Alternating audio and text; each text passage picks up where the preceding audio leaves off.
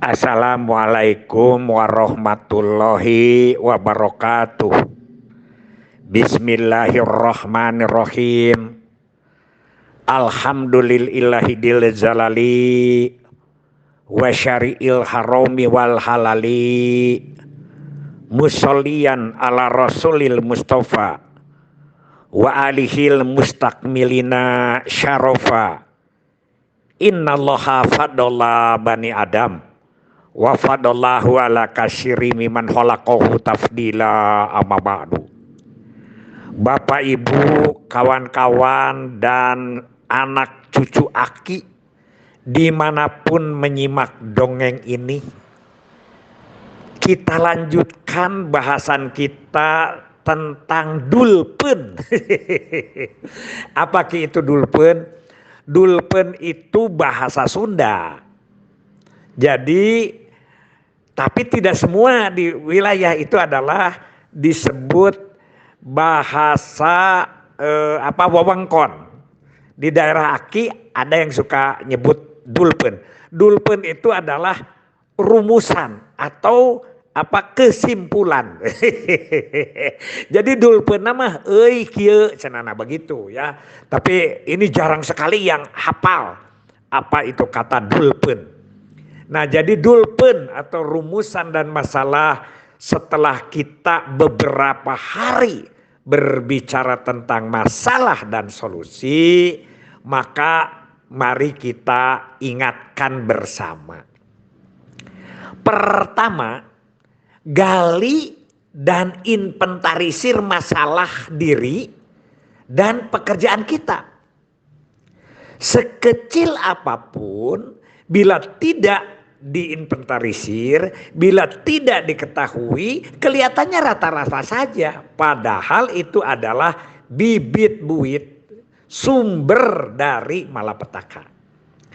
Contoh, kalau di kita DO akseptor satu orang saja, ini merupakan bahaya. Bahkan pernah ada di anak aki kerja di salah satu NGO ya. NGO itu bantuan luar negeri. Dia bilang membawa satu potlot saja itu sudah kesalahan besar dari kantor. Begitu. Jadi ini juga masalah itu jangan dibiarkan. Nah, sekarang itu kan tidak muncul nih masalah itu. Gali, cari. Dengerin ada radio enggak yang nentang KB. Dengerin ada anak lihat berapa orang yang petugas kita anaknya lebih dari 3. Ingatkan ya, lihat apalagi lah, sekecil apapun tidak boleh dibiarkan ya. Jadi lanjutannya adalah jangan membiarkan atau menghindari masalah, tuntaskan secara real. Kata Kang Dede Rusyono kan di dalam rumusannya bahwa masalah itu dituntaskan hanya secara administratif. Jadi kalau kita tidak tahu berapa orang Pokja yang berhenti pada pertemuan berikutnya 2 tahun kemudian atau 1 tahun kemudian. Padahal, nah misalnya ini, DO seorang pengurus Pokja saja itu harus segera diganti, harus segera diselesaikan. Contoh lah, kalau itu yang hilang itu adalah atau yang berhenti itu kasih atau seksi perlindungan, maka beberapa kegiatan tidak akan jalan karena seksinya juga tidak ada ya. Jadi jangan dianggap kecil. Begitu. Ini contoh saja.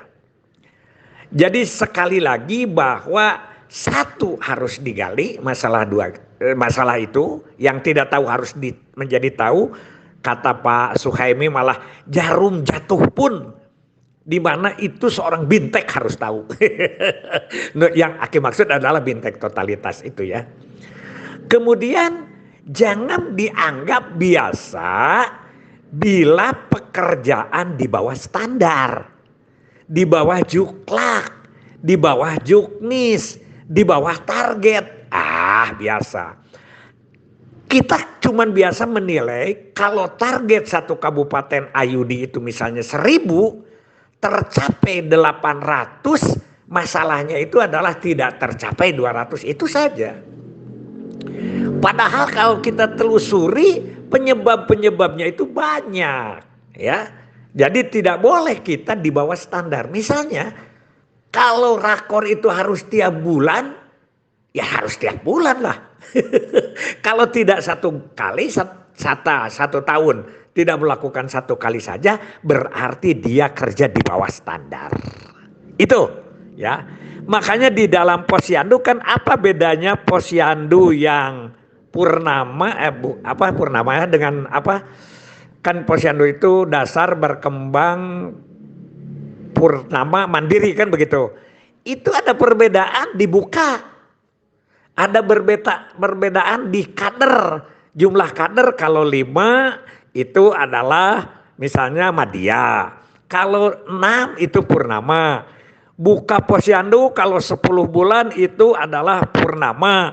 Kalau 12 bulan itu adalah mandiri, begitu. Jadi ada standar-standar. Nah, kita tidak boleh, kita pun. Kalau kita akan mengunjungi seseorang untuk jadi aseptor ayudi itu harus 3 kali menjelaskannya, ya 3 kali lah. Kalau kita 2 kali datangnya itu akan menjadi gagal. Begitu kesimpulan-kesimpulan dari beberapa masalah dan solusi. Masalah yang muncul kecil harus disolusi sampai ke sebab dan akibatnya. Karena nanti akan terjadi kan. Biasanya kan kalau di pohon itu, oh ini masalahnya itu, pohon ini digini tebas ada di atas. Nah, tidak tahu di bawahnya itu terjadi lagi adalah tunas, ya. Renung dan lain sebagainya, itu jadi berat lagi. Makanya sekarang kan ada untuk membasmi rumput itu gromokson. Itu tidak jadi lagi sampai ke akar-akarnya, begitu. Baru nanti yang baru tumbuh, yang baru, bukan sirung, bukan tunas, begitu ya. Misalnya begini, kita ada stunting 2 orang di satu kampung. Nah, ini stunting 2 orang itu sudah bukan masalah keluarga, tapi masalah kampung. Kita harus tahu apa penyebabnya di kampung itu. Apakah karena ketidakpedulian masyarakat atau apa saja yang mendukung banyaknya anggota atau masyarakat atau anak yang stunting. Begitu. Jadi kita itu kembali lagi banyak yang memberikan masukan-masukan bahwa tidak boleh menganggap kecil, menganggap hal-hal yang kecil. Aki sudah memberikan 13 kaidah KIE kelompok. Salah satunya jangan menganggap hal-hal yang kecil, menganggap remeh hal-hal yang kecil. Contohnya, sedang kita rapat tiba-tiba si ibu menyebut, ibu saya mah setelah minum pil itu atau setelah disuntik itu mennya menjadi tidak teratur. Jawaban kita cukup dengan, oh itu biasa bu, nggak apa-apa nanti juga. Oh itu bahaya. Bahaya berarti kita membiarkan masalah. Ya, membiarkan masalah. Jadi kalau kita rumuskan sekali lagi ada beberapa hal yang harus kita dari rangkaian yang kita bicarakan itu. Yang pertama adalah gali masalah. Aki ulangi, gali masalah supaya kita ketahui, kita tahu bahwa di dalam diri kita itu ada masalah. Di dalam pekerjaan kita itu ada masalah. Jangan menganggap masalah itu malah dibiarkan. Atau tahu malah dilewati, dihindari. Wah itu bahaya. Ya, 1. Yang kedua, yaitu tadi disebut bahwa hal yang kecil saja harus kita selesaikan secara tuntas, tidak boleh kita selesaikan secara administratif. Yang ketiga yang paling kita tidak sadari adalah kalau kita bekerja di bawah standar. Ya, diulangi nih 2 kali. Di bawah standar yaitu kita itu yang harusnya melakukan kunjungan tokoh itu 5, kita hanya bisa kunjungan tokoh itu 3. Itu masalah. Masalah itu. Ya, makanya dulu saklek kalau tidak mengunjungi eligible kapal atau Elko 150 itu gajinya ditahan. Karena itu akan membiarkan masalah semakin berlarut-larut, ya. Jangan juga kita harus tetap tegar, karena apa sesuatu yang bisa menyelesaikan adalah Allah yang Maha Kuasa. Seperti yang disebutkan oleh Kang Imam dari Karawang, ya, bahwa jangan bicara kepada Allah kita punya masalah, tapi bicara ke masalah kita punya Allah.